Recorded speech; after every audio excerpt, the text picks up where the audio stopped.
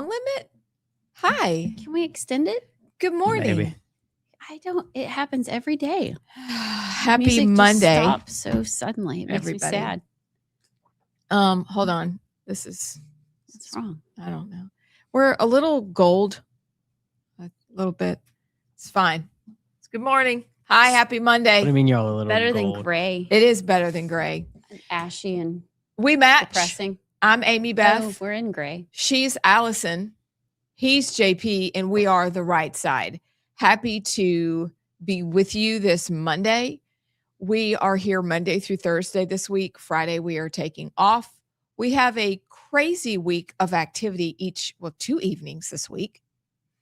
We have a jam-packed show for you today, a lot to cover. And then guests Tuesday, Wednesday, Thursday, maybe even 2 on Thursday, because we may need to pre-record with our usual Friday guest. But it's a great day. It's Monday and we're here. How are y'all? Do we want to say who our guests are? Like, I don't know. Do people plan? Do y'all listen to us today and go, oh, wait, on Tuesday they're having so-and-so. So I'm going to tune in tomorrow. Maybe it's at least a couple people. Sure. Okay. Well, then let's tell people. So today is just us. Hey. Hi. How you doing? Promise I'll get some more coffee during the break. But today's just us. Still a load of fun. Tomorrow, Gary Palmer, our congressman, Yep. right? All Yep. of ours. No, All of not our. mine. Why is he not yours? Because I'm technically still Huntsville. Oh, Dale Strong's You're still Dale mine. Strong. okay. Okay. I'll move eventually. So Gary Palmer will be on at 10:30. Is that correct? Yes, that's correct. This is his first time on the show. He's I'm not going to know excited. what to do with us. No, but Are we going to be really serious? and- no, because I'm going to ask him about some things that I worked with him in the past when I was just a baby in my 30s. Really get him talking. I wonder if we can talk about one of his big things is nuclear energy. And I wonder what he thinks about all the data center discussion and power, and maybe we can talk to him about that. Wednesday, Terry Lathan will be on. She's former Alabama Republican Party chairwoman, is still really involved in the Republican Party, was very instrumental in the Choose Act. She started a group called Rome, Republicans on a Mission. Mm-hmm. And took a bunch of people to Montgomery to lobby for the Choose Act. She's going to kind of give us an update on her thoughts on the AEA, her thoughts on there's a lawsuit that people are bringing. What's her name? She's the biscuit that went after Dale Jackson. Andrea liberal- Alvarez. Yes, Oh, Andrea great. Alvarez, the Huntsville or Goober. Madison County. No. She's Huntsville. So I think she's actually the South District of Huntsville, maybe. Okay, school board member. And she's retiring so she can sue the state. She's Wait, not running again. Is that why? Yeah. She said, I look forward to, once I'm done, I'm not running again. Therefore, I can sue the state over the school choice bill. Wonderful. What a loser. Thank you loser. for forcing people to stay in the school system. That's not communistic at all. I wonder if Dale said anything about her. Huh. And Maybe then a thing or two. Thursday, actually, we're going to have a really big, fun 4th of July show for you. We're may or may not involve costumes. Mhm. May or may not. There's going to be some trivia, some good storytelling, some guests. So you don't really want to miss Thursday. When you're driving to the lake or driving to the beach, just turn us on. Yeah. It'll be really good. You'll be glad you did. So it is going to be a fabulous week. We noticed over the weekend, all of y'all are exercised about what's going on, not just with Mom Donnie in New York, but with Islamo-communism in general. And we're going to continue to hit that subject hard and come up with ways that we can all push back no matter where you live. So that was one thing I noticed immediately. And immediately also noticed that, as Allison pointed out pre-show, the rent freeze is a conversation we'll eventually have, but I'll probably do a reel about that. It's insane. Ugh. It's insane that they said, yes, this is what we want But in America. here's what I think every time I see that stuff. I think we've mentioned this before of like, he's so dang effective. I wish Republicans could be that effective doing our agenda. Because obviously, Oh, that hurts. obviously his agenda is the worst, but he's like, yeah, I'm going to be this massive socialist. And then he gets into office and he's like, yeah, we're doing socialism, like without skipping a beat. And every time I think of that, I'm like, wow, he's actually doing everything he said he would do to the extreme level he said he would do it at. Like, I wish Republicans would do that. If we're going to deport 10 million people. Oh, wait, no, wait. Sorry. Just 3. Just 10 and a half, maybe 11. Just the criminal ones, though. And maybe not all this. So, like, every time I see that, I'm just amazed. Well, I'm scared, first of all. But I'm amazed that he's like, yeah, we're going to kill you. Oh, I'm in office. Okay, time to kill you. Like, there's no hesitation. It's unbelievable, truly. So that has everyone's hackles up. And then I don't even know if today we care, because we have the word of the day in a minute. We have Yammer, where we're going to zip through some Alabama news. We have the montage. Like, we have all the things. In the second hour today, we're going to cover fatherlessness, because we kept punting it. And I have a whole nother thing for us on Thursday for a plunge. But maybe, well, I don't even know if this matters to anybody, but apparently this Caitlin Clark thing is trending. And they're realizing that without Sophie Cunningham,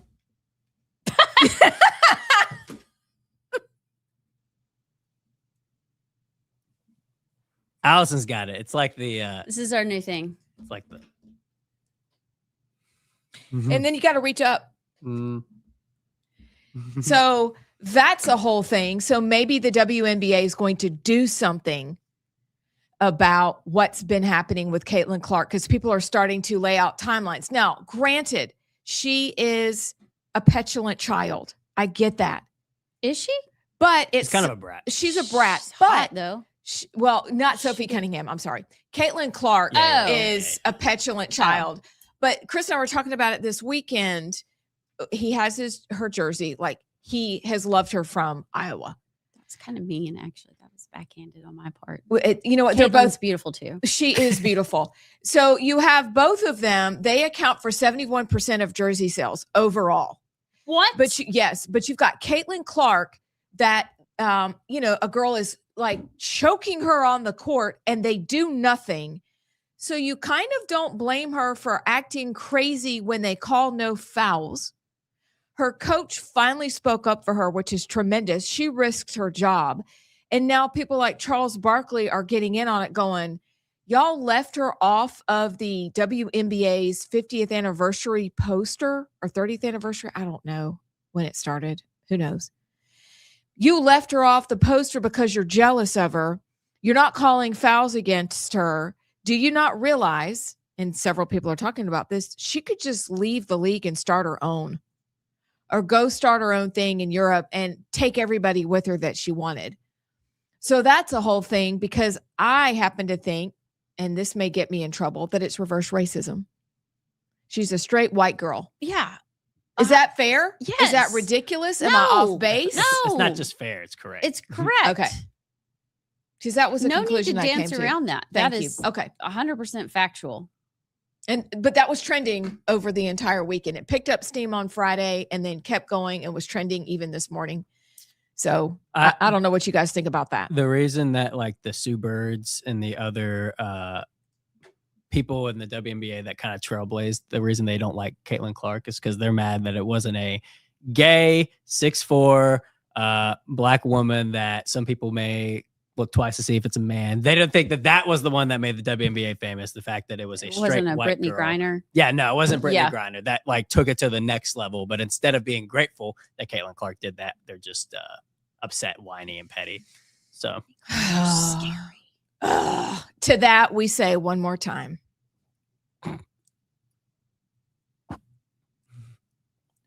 Also, Sophie Cunningham. Yeah. She's my spirit animal. She's funny. And the memes that came out of that, Oh, they're we should do. I mean, have y'all seen the JD Vance one? Yes. The fat JD Vance. of him pointing. Oh, no, I haven't seen the fat JD Vance. Oh my gosh. It's hysterical. Find it. We're going to have to play it. Those memes are tremendous. And So they're I think there was like meme part 1, 2, 3, and 4. but they're all funny and it was tremendous. But she said what happened. She gave the story of why it happened. And one of the girls, she said something like, are you going to call that on, I don't know if it was Dewana Bradley or something, DB. And you're going to call that? And this girl said something back to Sophie, and the girl said, don't point at me. And Sophie was like, well, that was it. And I just had to point. Mm-hmm. And so she said, I kept pointing until they had to come get her and take her back. But that spirit, the reason I bring it up is because JP is right. In New York City, you've got Mamdani, and he's like, hey, this is what we're doing, guys. Meanwhile, Republicans are like, why can't we be with the spirit of Mamdani, but as conservatives, and with the bravery of Sophie Cunningham that's like, I see you garbage play calling. I see you ignoring fouls. I see you treating people like crap, and I'm bold and I'm brave. Why can't we have that? Why can't we have that on the Republican side? Why are we always apologizing for what's true? Why aren't we braver like these people? For him on the left and Sophie just for women's basketball. Why?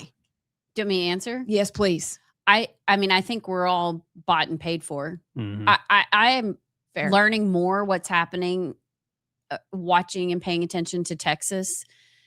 And like Governor Abbott coming out and talking about how they, the Muslim community. No, I'm just going to say Muslim because it's actually an offensive word in Islam. I don't know what it means, but it's not good. You're supposed to say Muslim. Surrendered one. Yeah. So he is coming out saying they're building all these cities and they don't have permits and they're setting up these separate law and they're doing all these things. You're the freaking governor. Go in and do something about it. But he won't. And the only reason he won't that I can come up with is because he is compromised and paid for. There's people say he's a lazy governor. Okay, fine. That's real. Like you're super. I'm spitting all over myself. You're like you. You're super. That's like ultimate lazy if you can't take care of that because they are literally destroying like that video of Houston where they're marching down the streets.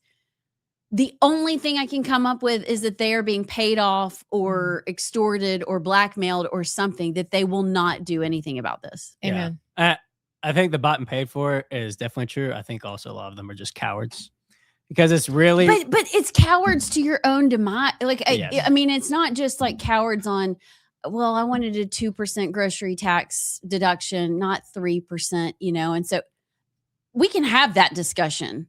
But this is like they are destroying the state you are called to defend, the country you are called to defend, the country and state that you ran to be elected to defend.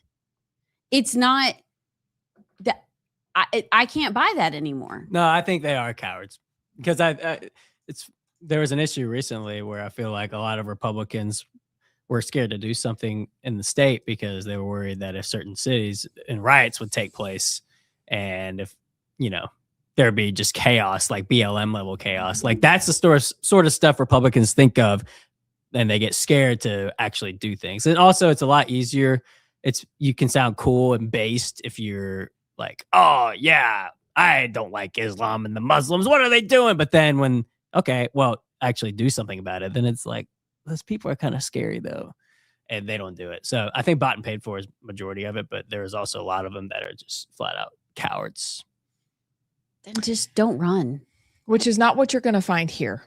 Which, by the way, I saw the video of Kasich. Yes. He did a video talking about the temporary protection status of the Haitians and Syrians being revoked and how he wishes the Republican Congress would extend them. Like that is still a lot of the Republican Party. Like we like to think that Trump kind of had a revolution, but even though Trump is kind of becoming the establishment himself, unfortunately, but there's still a lot of the old guard of Republicans like that. And I maybe would consider Abbott one of those. So there's still a lot of the stragglers hanging on of the old Republicans of like the Romneys, the Bushes, the Kasichs, those guys. I think they're still hanging around. I agree that they're hanging around. And I agree that they are soft. They are neocons. They are benefiting financially from all this garbage. And do not forget, when you bring in what was able to infiltrate the church that Meg Basham wrote in Shepherds for Sale, and we welcomed George Soros money into the church based on the curriculum that was taught, based on the principles that they were making everybody the stranger and we're all the bad guys because we don't want that. So we've got it on all levels. So the John Kasich, I don't know how to say his name, and the Mitt Romneys, even though he's at a Mormon temple, but Kasich, I guarantee, was in church yesterday somewhere, soft. And it is a disaster what has happened. But if you are not interested in any of that, then you've tuned into the right place. And we may be the only ones, and you may be the only ones, but we are the only ones. No one's coming to save us. We have to do it. And we have to call out cowardice wherever we see it. And Ken Paxton is it Ken Paxton? Who's the governor of Texas? Greg Abbott. Greg Abbott. I'm sorry. Ken Paxton, we wish you well, and we hope you get to DC. Greg Abbott is a wuss. And we're going to be wusses here in Alabama if we don't handle our situation and just ignore all the cowardly people. We have to. They do not deserve to be listened to. They just don't, because they would rather us die ultimately than for them to have to do anything in regards to standing up and defending people. That's sad. And then we're all bought and paid for, like you said. Did y'all see Mark Wayne Mullin went and did the it's in circuit montage. of him saying that you can just apply for, okay, so we'll get to that. But that was the ultimate. And I think he reversed course, but it is why I'm very scared for November, because we are so demoralizing our Republican base. And that's exactly, and that's what I wonder, and we can talk about it after the montage, but just think about, as we talk through today, it's getting to the point where I go, this makes zero sense. There has to be some sort of outside influence on these people. Yeah. Because they're saying one thing and doing another. And at some point, I'm going to choose your actions over your words. Really, every time. Words are pretty empty if you don't have actions. Faith without works, kind of empty. You can say all the right things. You can say you believe them. But if your life doesn't change, if your heart doesn't change, if your actions don't change, might need to reconsider what is really in your heart and the fruit that is coming out. And so you look at this administration and you go, y'all are saying and tweeting and truthing all these things, but your actions say otherwise. And I can't fathom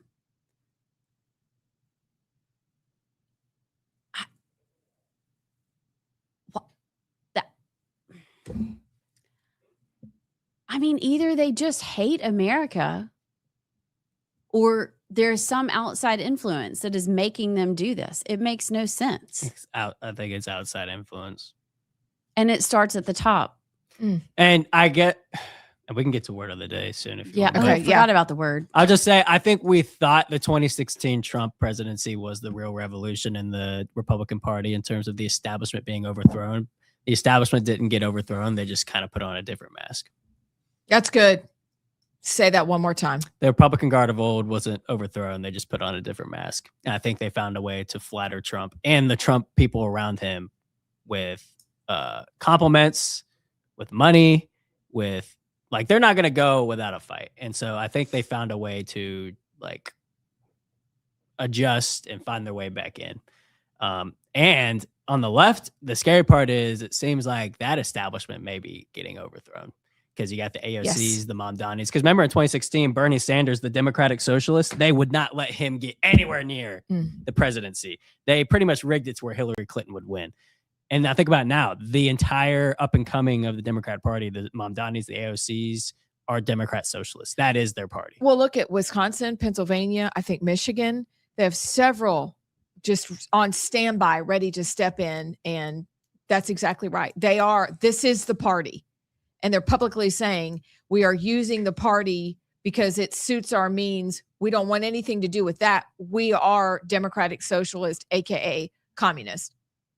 And they're using the same crappy lines. Well, it's never been done the right way.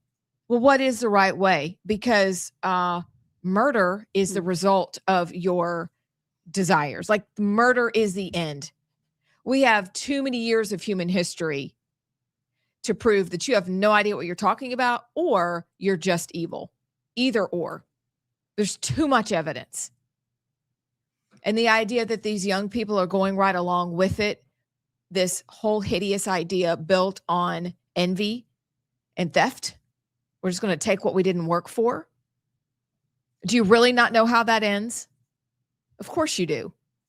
But what you don't know is in the end, when you've outlived your usefulness, you're gone too. You just think we're going on the bus first to camp. You're coming to camp. And we'll like put your name on the above your bed. We'll just be waiting for you. It'll just take a little longer. But it's unbelievable. So if that sounds hideous to you, you've tuned into the right place. At the right time. We are the right side. That's good. How about that? How about that? How about that? How about the word of the day?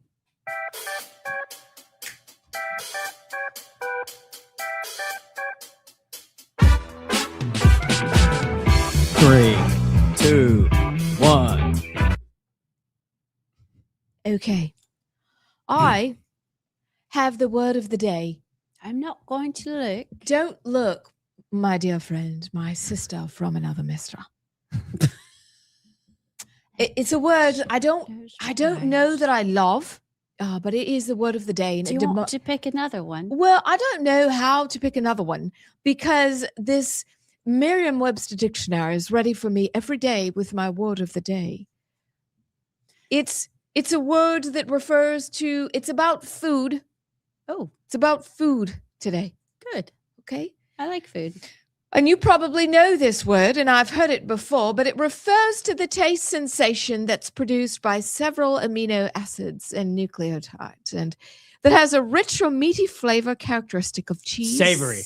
cooked meat, mushrooms, Pull. soy, and ripe tomatoes.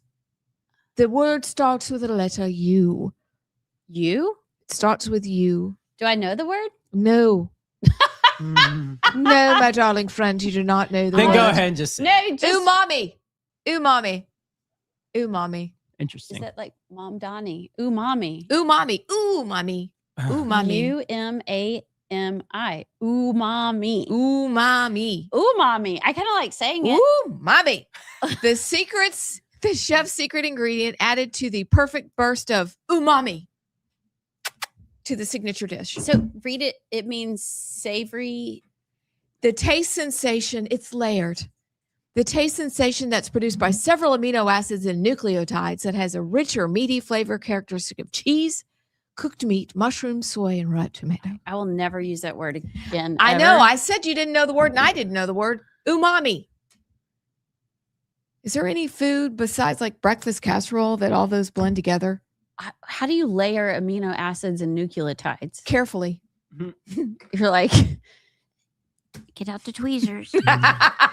Let's make some umami. Emmy knows. Emmy, how do we use this? Yo, See? mama. There she What'd is. she say? Umami. Did I say Joe it wrong? Mommy. Oh, she knew the word. She knew the word before I said it. Why is she so smart? She's really smart. She even has her own garden. Oh, I picked tomatoes this morning. I meant to bring them to y'all. What? I had tomatoes. Y'all said you couldn't grow tomatoes. I actually grew a bunch of some yellow ones, some I'm very- little red ones. Where at? It down. We'll by the believe it lake. when we see it. Oh. You didn't see my luscious garden? I didn't see your luscious garden while catching no fish, by the way. Mm. I'll bring y'all some tomatoes. Jared hates tomatoes. I love tomatoes. It's the only thing I can grow. I'm proud of you. But What's your- umami, I bet you could make some Umami. umami with a tomato. I bet you could. With Emmy, what dish could we make with umami? With that has an umami? Not yo mama. Definitely not yo mama. Umami. Umami. Although I probably prefer Umami. some yo mama food. Joe I like Mommy. umami. I like yo mama food better too. Yeah. It's just better. What's your word? All right. I said this word earlier, actually. And when I said it, I I wondered if I'd even done this word yet. Yo mama. This is a compliment used to describe someone or something that is authentic, bold, and unapologetically true to themselves. It also often means the person doesn't care about the judgment of others and is generally used as the opposite of cringe. Starts with a B. Bussin'. I think Allison knows it. What? Maybe not. You are buff. I'll give you a hint. Yeah. I think this came from being blank in reality. Based. Based. Based. The right side. Based. The right side. Based. The right side. Based. Based. Based. Sup? That is also a You're base. so based. Based. Okay, so based means I thought it meant you were like politically solid on the right. You're based. I didn't know it meant But you were it also means confident. that. Okay. And being based means like, that guy's, he's got it figured out. It's based. Oh, he's He's- okay. He's yeah. solid. He's got it figured out. He's solid. He's in reality. Yeah. Guys, He's not a that's, libtard. that's our tagline. The right side. Based. Also, Chris from Starrett sent in his word of the day. If you want to do that. Hey, Chris. So- Is he the one that did the? Oh, he did use. He's the one that said yellow hammer right side. Yeah, Okay, that's the good. symbiotic All right. relationship. I trust Chris. Okay, well, I know this word, unfortunately, so this is y'all. A blank is either the needless and redundant repetition of an idea in different words or a statement that is inherently true by its logical form alone. Sequitur. He said Kamala Harris uses blank to sound smart. However, says the same thing 16 different ways without saying anything at all. Alliteration. No, it ends with ology. It starts with a T. Typology. Theology. Tetralogy. Eh. What's the word? Theocristology. No, tautology. Tautology. Tautology. How do you spell that? T-A-U-T. Yeah, Tautology. Love that word. One more time. Taught. The definition? Yeah. A tautology is either the needless and redundant repetition of an idea in different words or a statement that is inherently true by its logical form alone. Her tautology created a word salad. So is it when you say the sky is blue? Blue is the sky. The sky is blue The and it sky looks is in often between. bluish Yeah. and often looks like a mix of yellow and green. I love sometimes. Okay. it. Okay. That would be wrong. Tautology. Wait, yellow and green's not blue? Blue and yellow make green. Okay, It's well, okay. It's well okay. what makes blue? Blue is a primary color. You Oh, can't that's make true. blue. Now, yellow and green, you make it because of the Ziploc bags. That's how you remember it. Yellow and blue make green. Oh, yeah. It's easy. Mhm. Y'all not remember that? Mm-mm. You're too Yes. young. Yes. It's okay, Yeah. JP. It's what we're here for. Yellow, blue, and red are your primary colors. Then you can make other colors. It's what Christian Right. education does for you. Her eyes like lit up to explain that. Yeah, that's exciting. I don't know much, but I Thanks, did know Teach. that. Yeah. How do you get purple? Blue and green. I just usually stumble upon purple. Well, we're gonna take him back. How do you make purple? Brown and orange. What? Red Yo. and brown. Oh, mixed red and blue. Red and blue. You have Red to and make blue. purple out of. I just like I didn't know about the Barbary pirates really until recently. So let me have a moment with red and blue. I paid attention in history class, not art class. Not finger painting. Nah, in not really. kindergarten. Not particularly. Now make orange. Yay, Allison's a genius. Okay, when we come back, we've got the montage. I don't know what else. What else? A lot Yammer. of stuff. We should Oh, probably shoot, we yammer. gotta yammer. before montage. Okay. Oh yeah. Okay. We'll be back with that. Bye. First, can you, Tuberville, go through the housing bill? What are your thoughts? Well, what do we you want to really do? need to go back to the Save America Act. Okay. And, you know, there's been a discussion for weeks, months about the Save America Act. President Trump has made it very clear this is a top priority of his. So what happened yesterday on Capitol Hill was I've never seen anything like it. And it was very, very interesting. If you could follow along, because it was kind of confusing. I'm not sure what's at play, but I think this is a pivotal moment that may be conducive to bringing us together in the end, if we allow it. But the Save America Act is still very much in the discussion. Representative Anna Paulina Luna has set up, the House is fed up. The House is like the Senate, they're losers, they're not doing anything. So the House and Paulina Luna have said, we're not passing anything. I think she has 31 House members now that have said, we're not passing any Senate bills until the Save America Act gets passed in the Senate.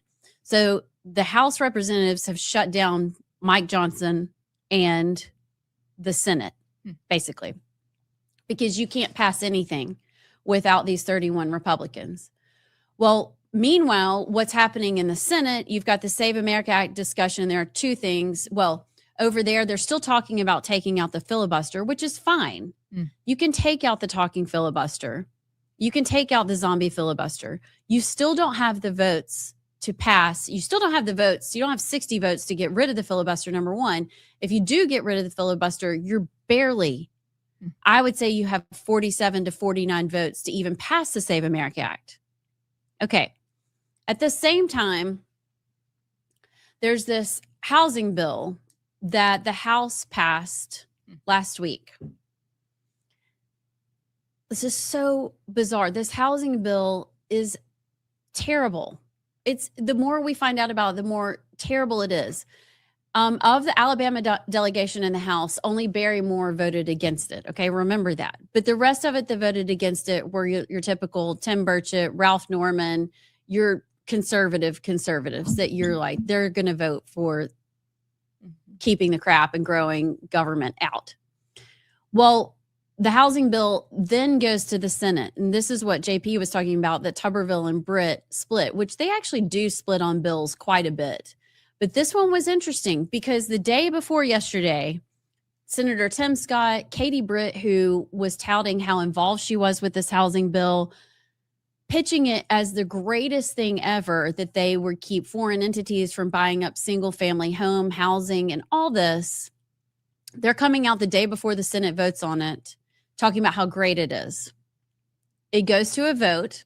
Tuberville votes against it. Katie Britt and a lot of conservatives, I think only 5 Republicans voted against it. The bill passes. So it's passed the House.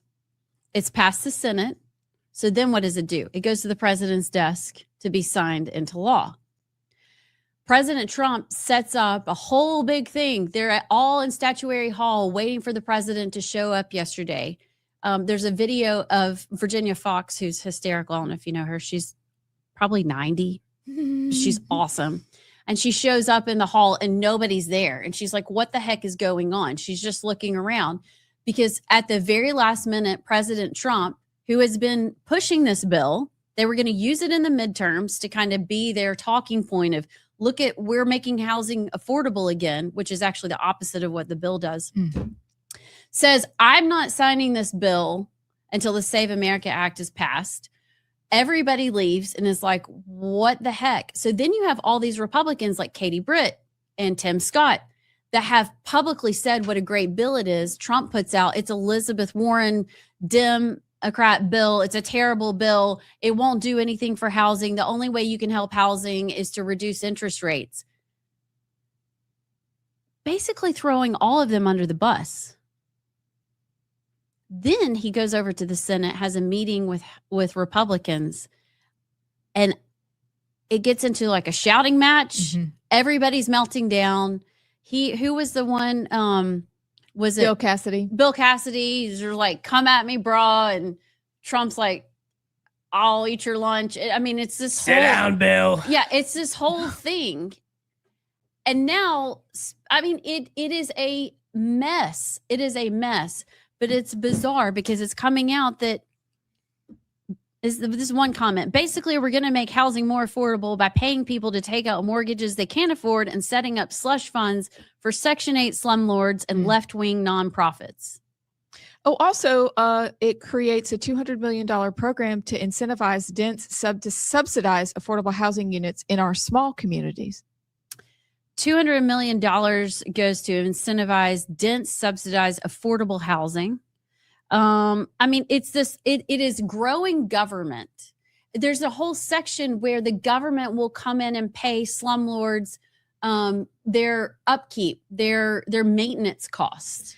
Allison, like, honestly, I didn't know about this until yesterday. Then I found these same things that you and I both have. And I was reading and I thought, who is for this? It authorizes a 7-year expansion of the price program, letting HUD, the Housing and Urban Development, and NGOs, national government organizations that are just fake, buy trailer parks and force below market rents. Yeah. Like, it does nothing to restrict foreign adversary purchases of American housing stock. And at the very bottom, this will curl your hair. It leaves in place the illegal COVID era eviction moratorium. So let's just expand our squatters problem in America. It is the most bizarre thing I've ever seen because Republicans were on track, even Trump, supposedly to use this in the midterms as their big, we're going to save America with, affordability. And then at the last minute, he reversed his course. Now all this is coming out, it's exposed, but you have all these Republicans that have publicly spoken about how great it is. And now President Trump is basically saying he's not going to sign the bill. He's going to veto it. Interesting enough, if y'all remember civics, I had to learn this. After 10 days, if the president doesn't do anything with a bill, it becomes law.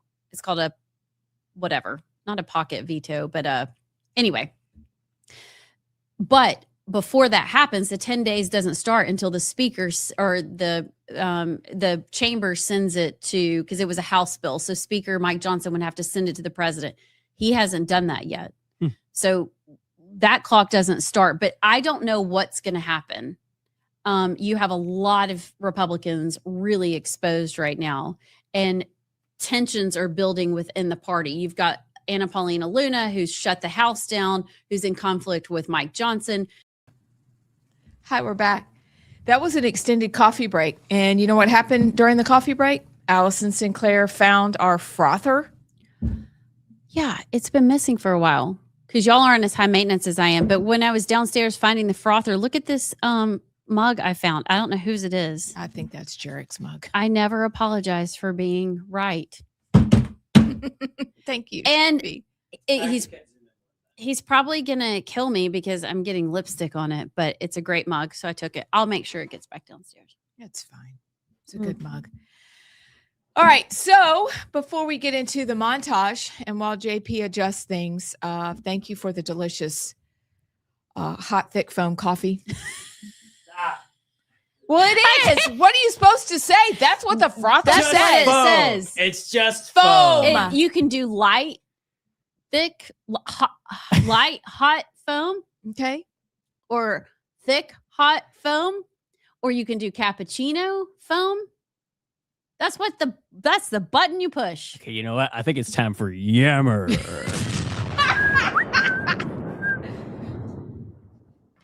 Who's first? Okay. So second verse, same as the first. Guess what, guys? In a shock to no one, John Wall's residency status claims were rejected. How about that? That's what I got to say about that. Talked about Friday in another situation.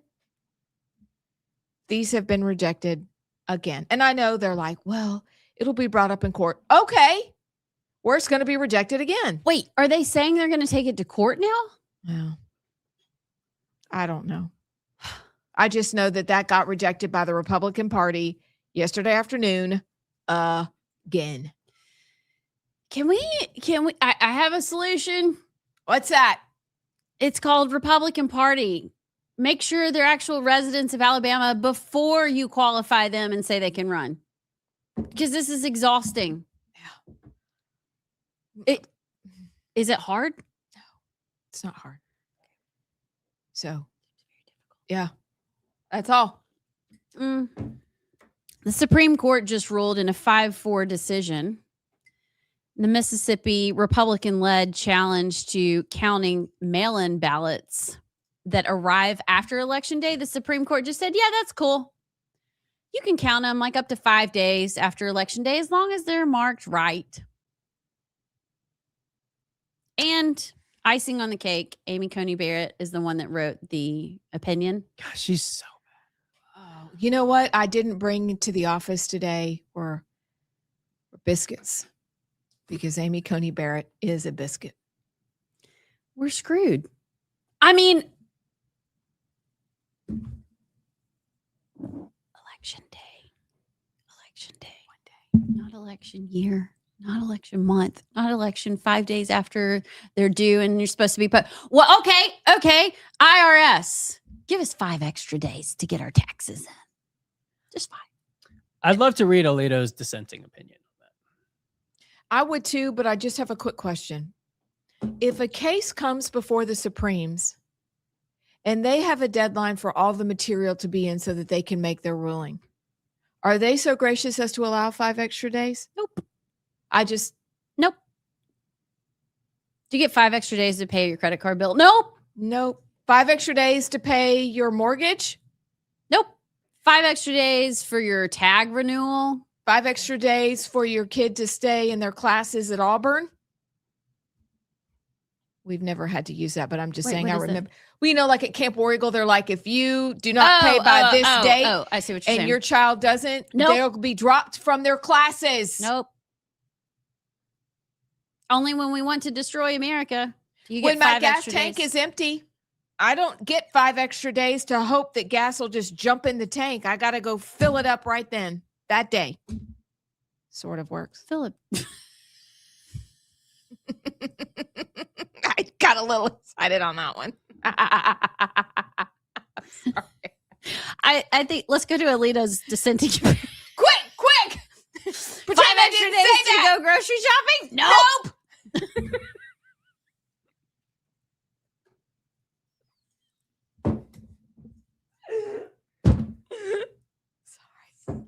So stupid.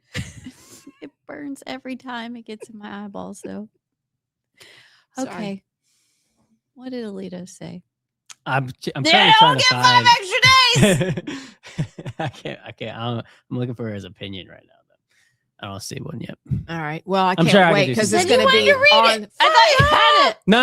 No. I was just saying in general. I'd be interested to Oh, read. I thought you So wanted you to read need it right 5 now. extra days before you can read that opinion? Yeah. You tell us you're going to read it, and now you No, need 5 I didn't- extra I need 5 days. days. Reload the tape. I said I would like to read it. It's only Monday. Okay. What a good week this is going to be. It All right. burns. Okay, JP, what's your All right. story?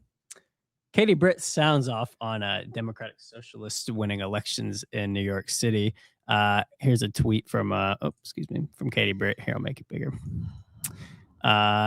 This is retweeting a video of Aber Quas, who won the state Senate seat in New York. She was saying that 9/11 was America's fault because of our, quote, system of capitalism, racism, white supremacy, and Islamophobia. Katie Britt retweeting it, saying, if you had told any American 4 years ago, let alone 25 years ago in the immediate aftermath of 9/11, that someone like this would be supported by Democrats or by any American, they wouldn't have believed you. Tuesday night, she won a Democratic primary in New York. The Democrat Party has become a radicalized and dangerously far left. Which is very true. That's quite based. I love that word. Based.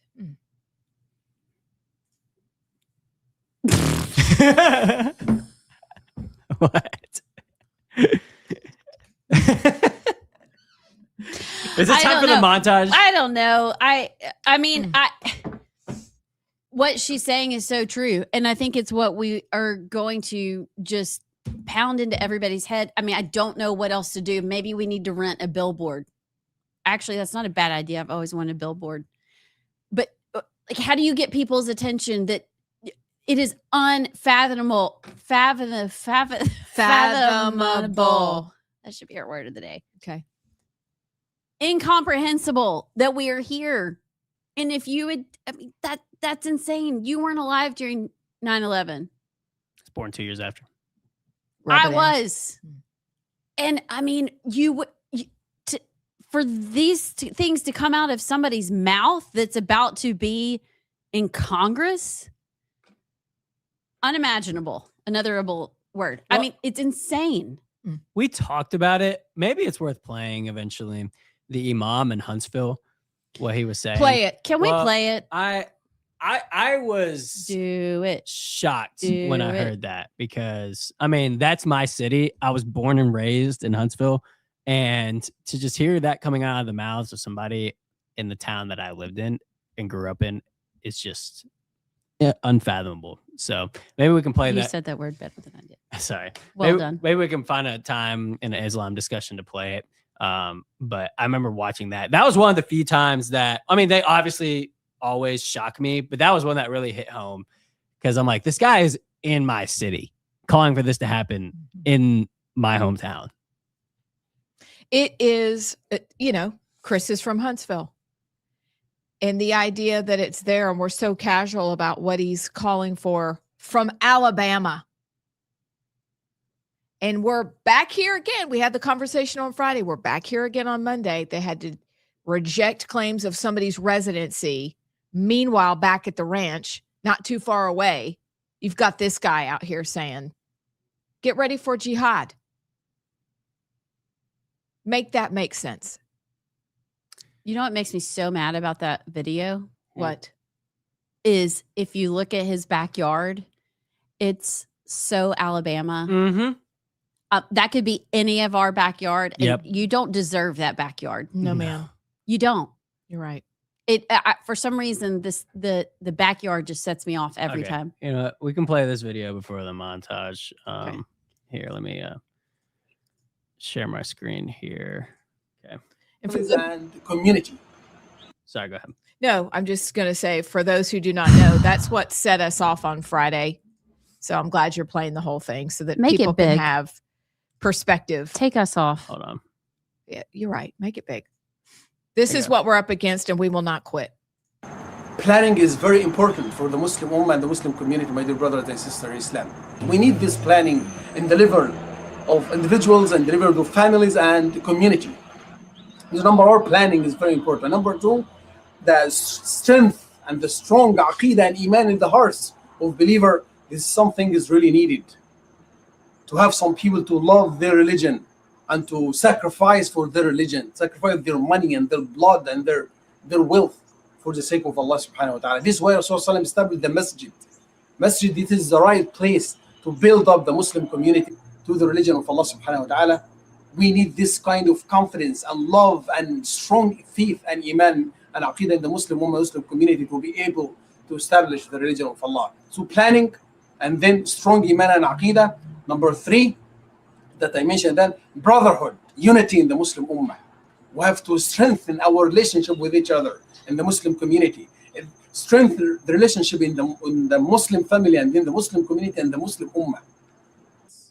We believe that this victory is coming, and everything, all the affairs under the control of Allah subhanahu wa ta'ala. The people now, because we are in a weak situation, they start to evaluate things differently.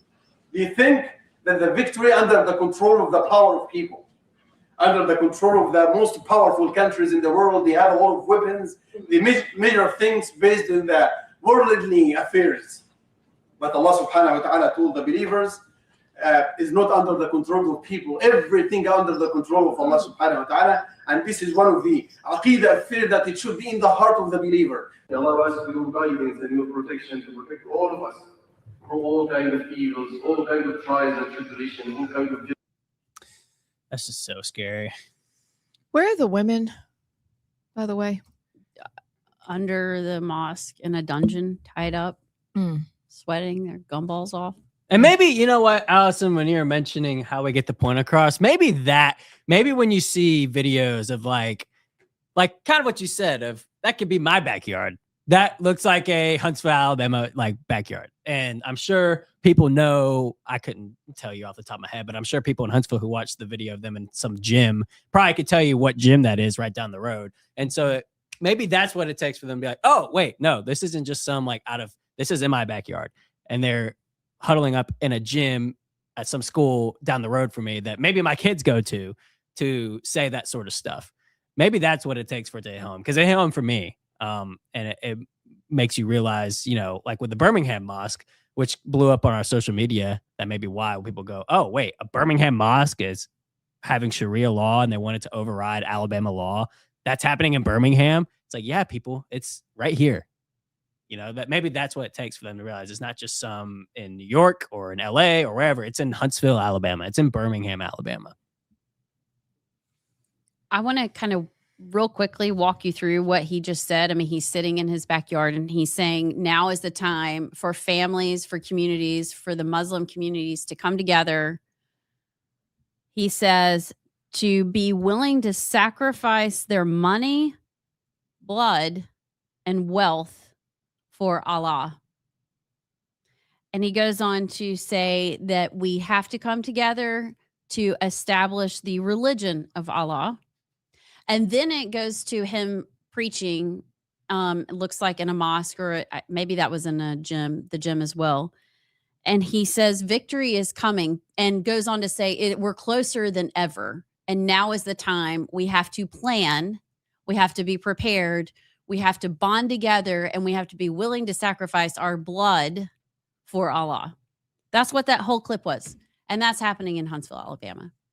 And most of our elected officials, besides Tommy Tuberville, Katie Britt, Barrymore, on a local level, on a state level, do you hear any of our legislators talking about this? How about crickets? yeah. Do Literally. you hear the Republican Party talking about this? Do you hear our Attorney General talking about this?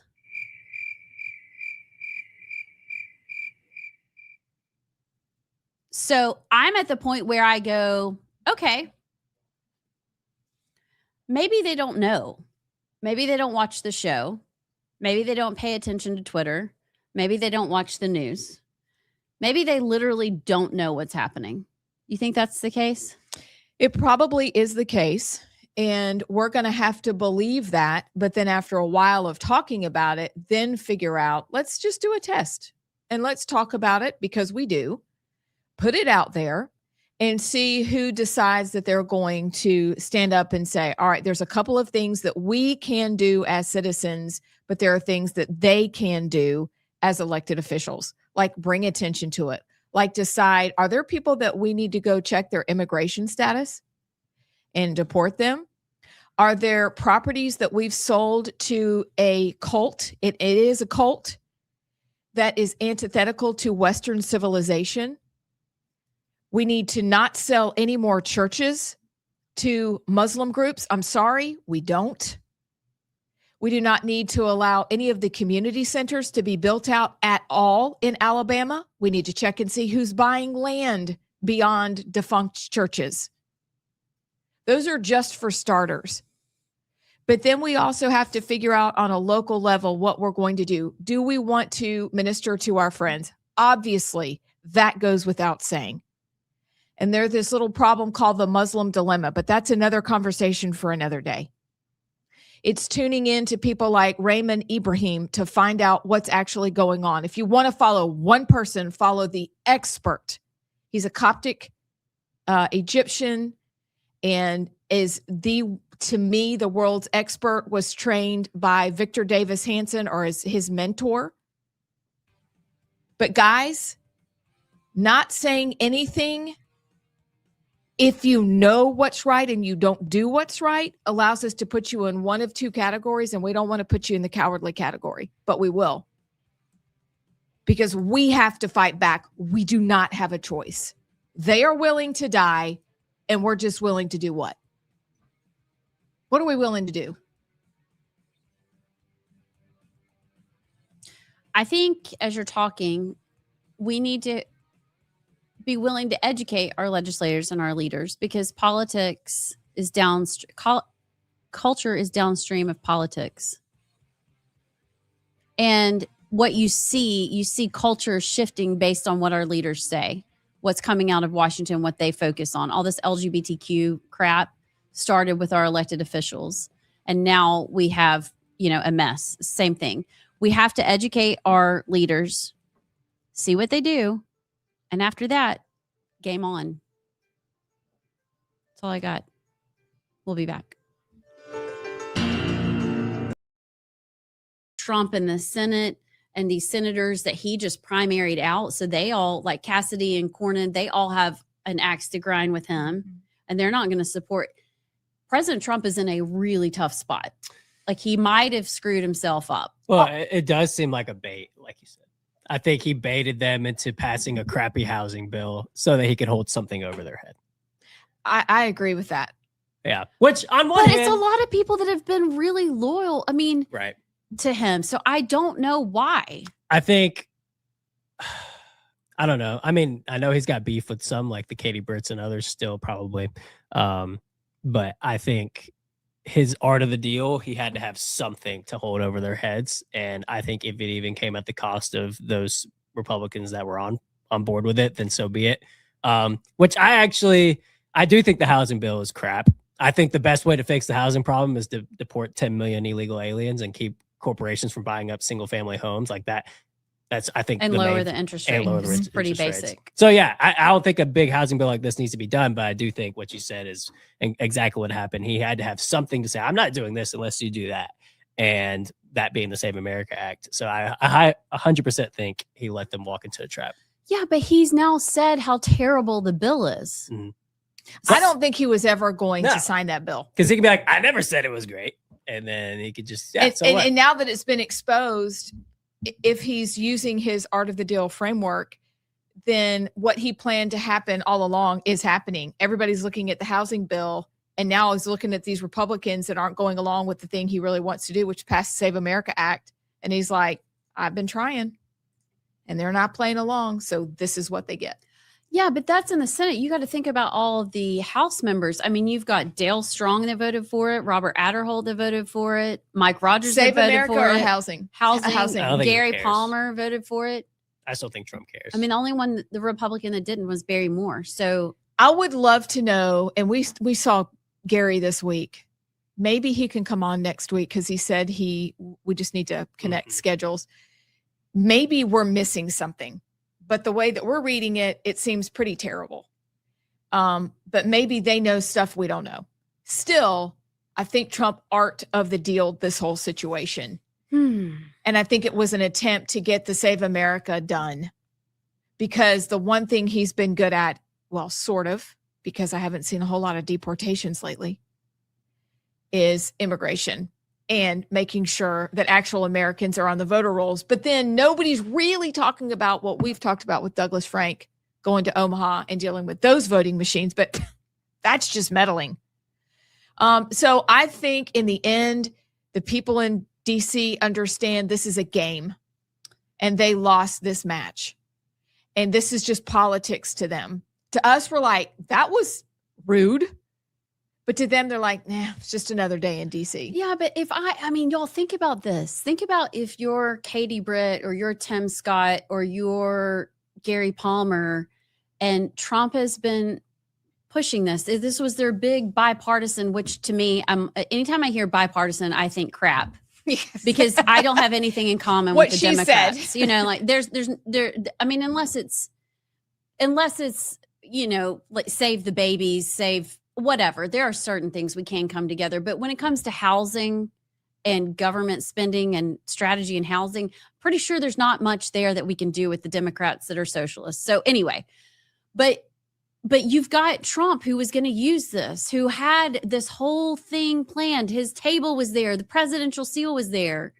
And so you're a Republican. You come out, you're like, we're going to support President Trump.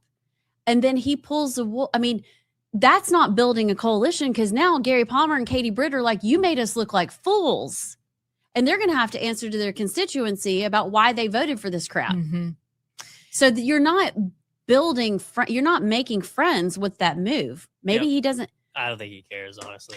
It's like But buying you a need car. the votes. You do need the votes, but they've been exposed. And I think that exposure, even if we're missing something, has caused the people to go, wait, they said yes to this? We don't agree with this. And Trump's like, yeah, I never agreed with it. Here you go. You make your people do something. Yeah. But it also was like buying a car when my husband always whispers, we're going to walk away. Maybe we'll come back next week. You know, we just always walk away. And I think this is essentially buying a car. And the person's like, I got the paperwork ready. I've got the exact price you asked for. And then we're like, thanks. And we leave. And, you know, you set the person selling you the car up And then suddenly they call 24 hours later and they're like, all right, let's actually do a deal. That could happen, Well, but not with the housing. I don't want housing to be a deal. I want them to pass the Save America Act. That's what I really want them to do. And I think that's what we all want them to do. Yeah. But I don't know. I'm not there. I think we need to talk to Gary or Barry, somebody explain it to us. What are we missing with the housing? And do we even have a chance with? Hello and welcome back. We are The Right Side. I'm Amy Beth. She's Allison. He's JP. It is finally time for the montage. What a weird day. I know. I know we almost had to skip a break again today, which Kind of like is a it. good thing, but We got a lot to talk about. mhm. Got a lot to do. And now that we're adding in our Muslim minute. Oh wow. I like it. Every day. Every day. Every day. Our call to prayer. Our Muslim. Yeah. Our Our minute. call to discussion. Our call to discussion. Our psalm that guides us is Psalm 35, by the way. We're going to talk about that later this week. But yeah, we're going to have a Muslim minute. There you go. All right. If JP can just come up with some music for that. Allah.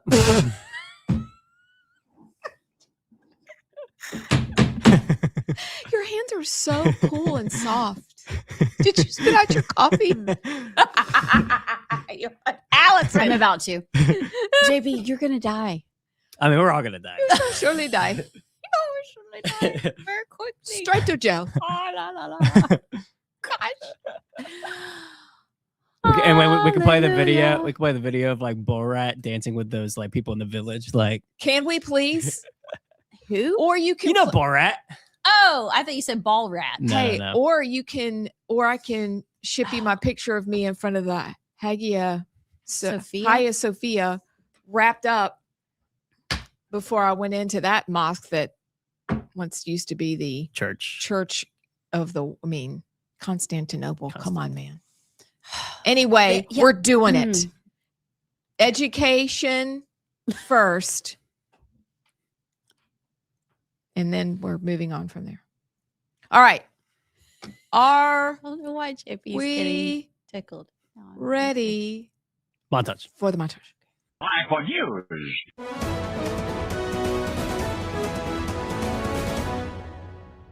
Former Transportation Secretary and possible 2028 presidential candidate Pete Buttigieg saying he was separated from his 4-year-old twins for 24 hours over a false and politically motivated complaint.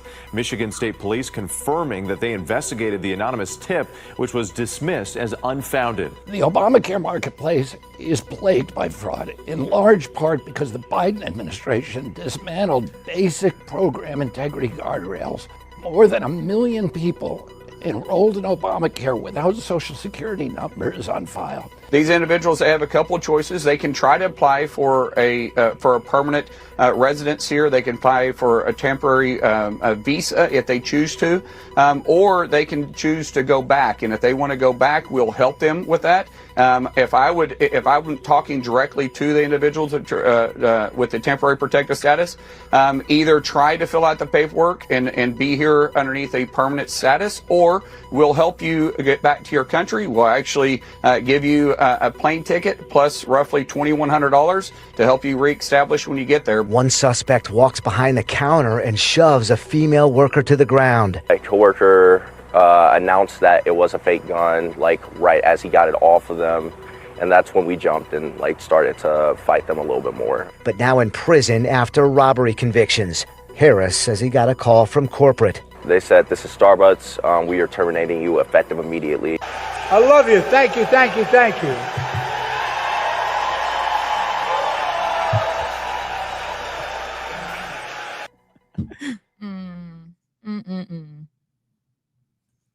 Well, if there isn't anything that typifies where we are in America right now, it's the Starbucks employees who fought off armed robbers, held them, and then were fired. Isn't that like the most perfect story about which way we're ultimately going to go? Wrong is right, right is wrong. Yeah. What are they supposed to do? Just stand there while Starbucks I guess so. Yeah, I guess so. Jared used to work at a Foot Locker. Hibbets. Oh, which one? I think it was there one at Brookwood? Mm-hmm. Okay, so he worked there. This is back in the 90s. And a guy came in and stole a bunch of stuff, like really lame stealer. Wait, that would be a thief. And stuffed it up his shirt. Jared chased him out in the parking lot. And even back then, Jared got in trouble for chasing him and wrestling him to the ground and catching him. Why? I don't know. I mean, I guess it's their thing of liability, maybe. Of Oh my goodness. what? Just reading a quote. Hey, continue. Yeah, but don't you think? I guess they're thinking that it could be worse than just getting all of our money taken if somebody dies and then they sue us. Is that what it is? I'm trying to think of why Starbucks and these companies would say that. Starbucks, their quote says, the two workers did not adhere to the company policy of, quote, complying with demands and avoiding actions that could increase risk. Okay. So that's what I'm thinking. In high stress situations like this, our priority is ensuring the safety of everyone in our stores. We were deeply disturbed by this frightening incident and are grateful that our partners and customers were not more seriously injured at the time. While we recognize how intense and unpredictable these moments can be, adherence to these protocols is essential to help protect both partners and customers. I'm sorry. If I'm in that situation, I'm not listening to the guy. I mean, that is... So what they're saying, please prove me wrong. So tell me I'm wrong. What they're saying, though, is that they would rather those boys have been shot and injured or killed. They would rather that have happened. Because whether they say it's a fake gun or not, who cares? They've got a weapon and they're coming to steal. So they're telling them their lives don't really matter. Just comply with them. Do whatever they want. It's okay. Yeah. Well, here's the part too. He went behind the counter and shoved a female worker to the ground. So comply with that too. Calm down. Lady, it's no big deal. He just shoved you. It's okay. By the way, who is that? Can we show? This is the mugshot of the robber after the Starbucks guy got him good. Oh, I want that Starbucks guy as our bodyguard. I kind of see Starbucks Hibbett's point. If they come in and say, give me all your money, give me all the money out of the, what's it called? The till, the cash register. The till. I like the till better. Am I in 1826? What the heck? Be gentle with her. She's old. I mean, and then, okay, so you just hand it over. And then I guess in theory, they're guessing that the robbers will just turn around and be like, hey, thanks, bro. And turn around and quietly walk out. Yeah. I mean, that could happen.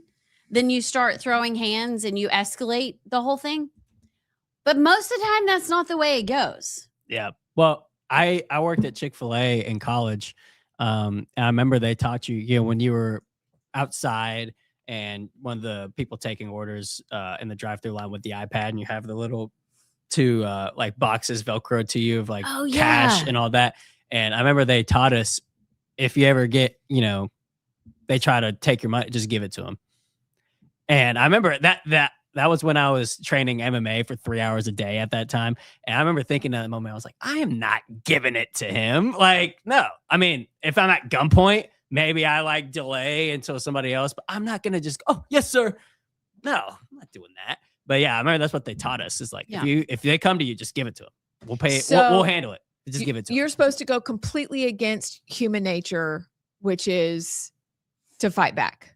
Yeah. Ignore human nature. Let yourself get beat up or shot. Give them the property that apparently doesn't mean anything to them. And you're just supposed to be okay with it.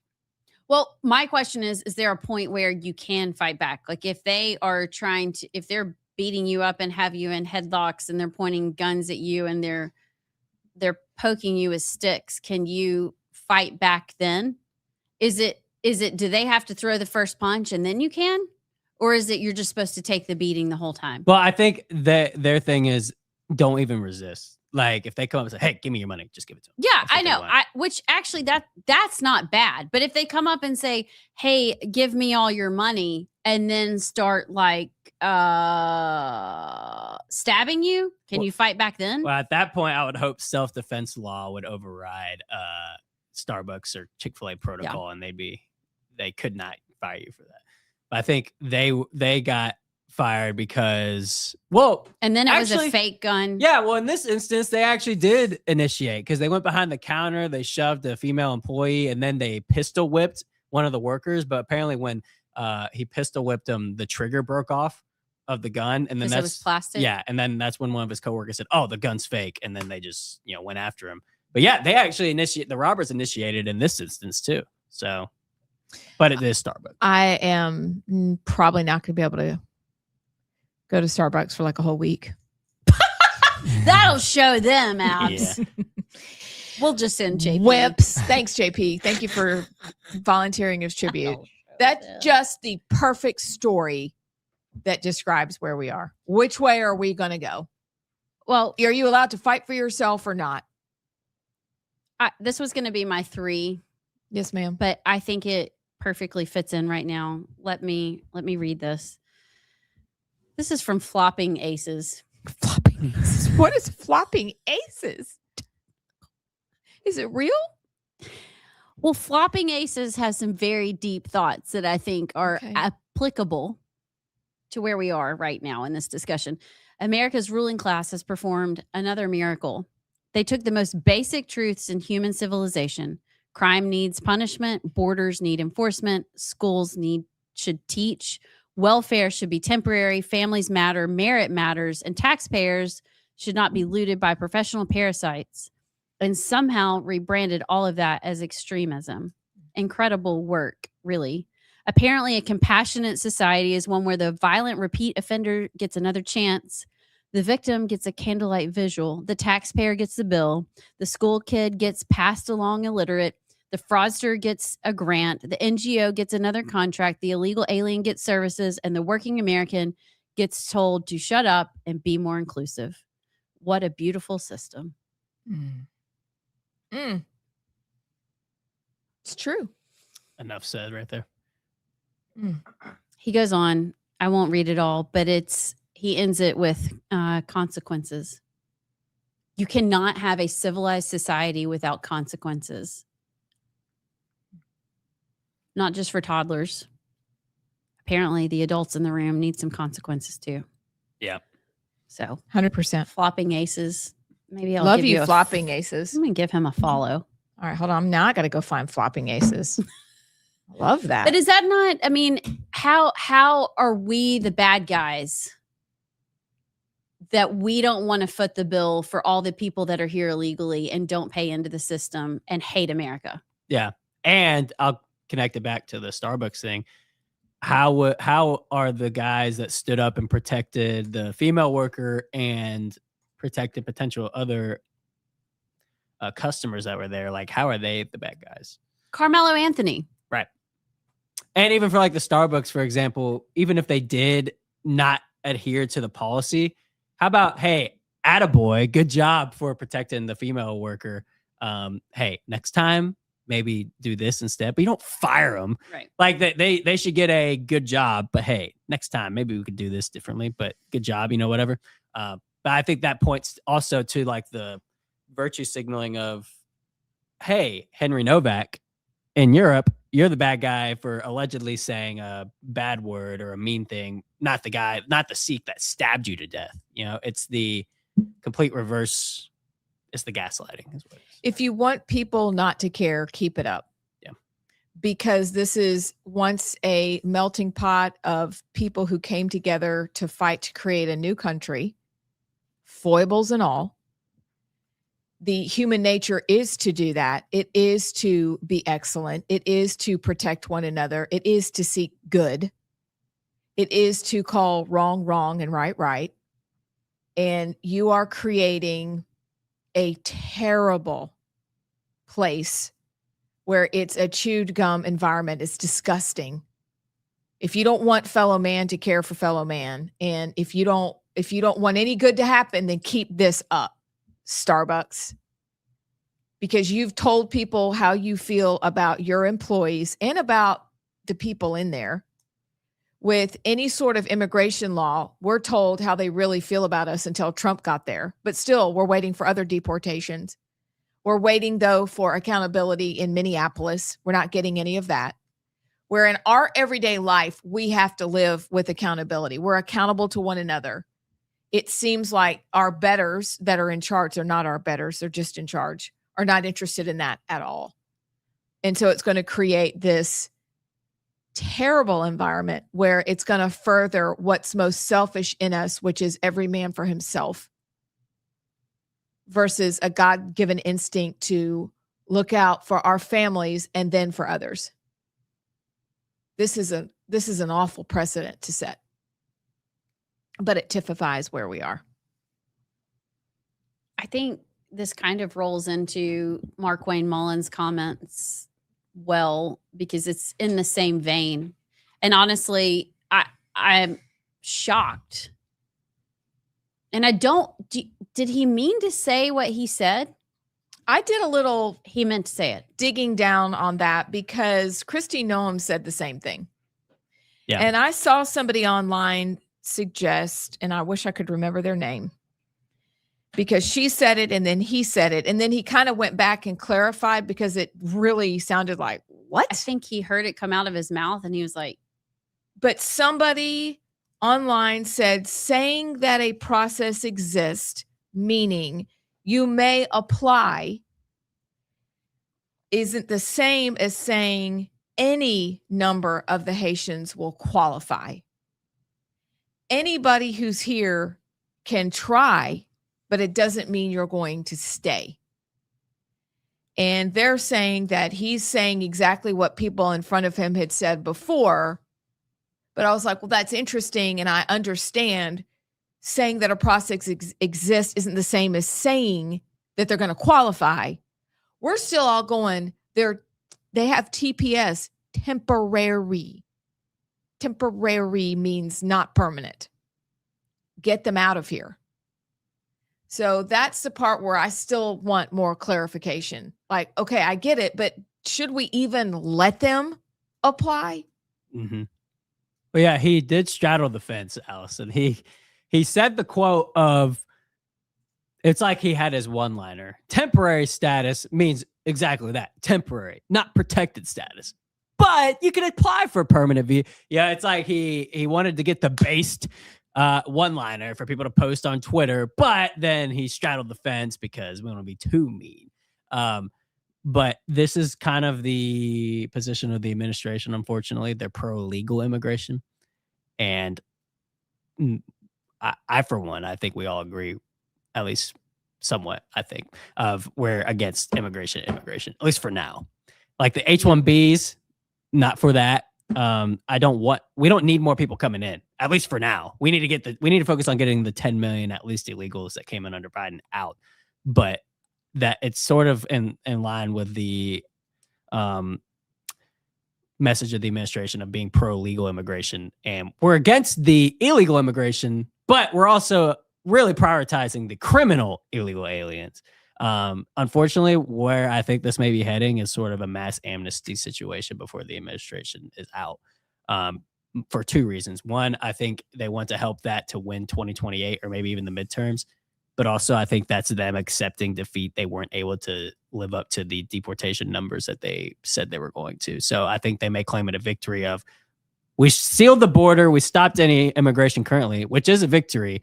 And then everybody who's here, you know what? Just live the American dream. You're cool. And that was the biggest mistake of Ronald Reagan's presidency, was the mass amnesty he did. And that's the reason California is in the state it's in right now.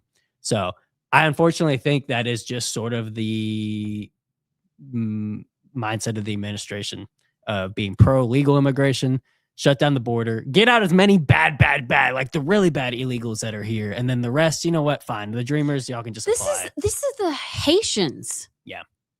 This is steal your cat and kill it. And roast it. Yeah.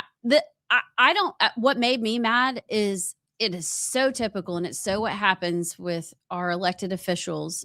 They're like, all right, guys, this is exactly what went down. we need to look like we're doing something. All right. We need, like you said, JP, we need a tagline. We need a strong message. Got it. But then as we say it, we're going to give a wink. But you know what? All you have to do is apply for permanent status. We got you. But we're going to act like we're saving the world. It's so fake. I look, as soon as I say that, I think I'm just cynical and getting bitter in my old age. But look, kudos for doing something. Okay. We need to have this discussion, but don't treat us like we're stupid. I think he kind of slipped up and said that. I don't know why you go on the Sunday morning circuit to tout this big, it's kind of like the housing bill. You want to use it for messaging for the midterms to get, Republicans, you're going to say it keeps foreign entities from buying single family homes. But then you've got Donald Trump that goes out and says, but it's Elizabeth Warren, Democrat. You told on yourself. Mm-hmm. And I'm with you, JP. I think we shut down. I don't even want legal immigration anymore. We got to shut it all down. We got to get everybody out and regroup. I got a quote to What's this your end quote? for both of y'all. Oh, From Alexander Hamilton. heck yeah. I'm gonna say it in a very Connecticut accent. What is Connecticut? Darling, Oh, the influx of foreigners must therefore tend to change and corrupt the national spirit. To admit foreigners indiscriminately is to invite a Trojan horse into the citadel of our liberty and sovereignty. Based. can you say that in normal? Yes, I was hoping you'd ask. The influx of foreigners must therefore tend to change and corrupt the national spirit. To admit foreigners indiscriminately is to invite a Trojan horse into the citadel of our liberty and sovereignty. It is sweet and nice to continue the conversation, and people, that's right. People say, but the foreigner, but the stranger, even if that is your bent and you say we love diversity, great. But we have to understand and define the terms of what diversity means to us. We're all different in God's eyes. That's beautiful, versus inviting the stranger in and not asking him to become one as a U.S. citizen into the melting pot, but allowing him to bring his strange traditions and beliefs, not melt in, steal from us, have anchor babies here, and wreck the liberty of the United States. That's what they're doing. We have a different view than they do, and theirs is not familiar or friendly or loving toward us at all. It is to use and abuse our good graces to get what they want. And meanwhile, they will have distorted who we are forever. And they're doing it every single day. And they're getting away with it because too many of us are like, but they're nice. They need a place to go. No, shut it all down. Send out who you can as quickly as you can. And let's get back right. That's just what we have to do. It's simple. It's just hard. And I don't know. Preach. We don't like to do hard things anymore. And we may be getting a big ruling soon from the Supreme Court any minute now about birthright citizenship. I think it's coming out tomorrow morning. Why do we have to wait? I think tomorrow's the last day. Yeah. When we come back, we'll finish montage topics. We've got a deep dive into fatherlessness and some numbers there. Maybe a 3. We'll be back. Yeah. Because it is, I agree, a total mess. Yeah. It's a mess. I ultimately think Trump knows, and he's right, that he'll still get those votes no matter what.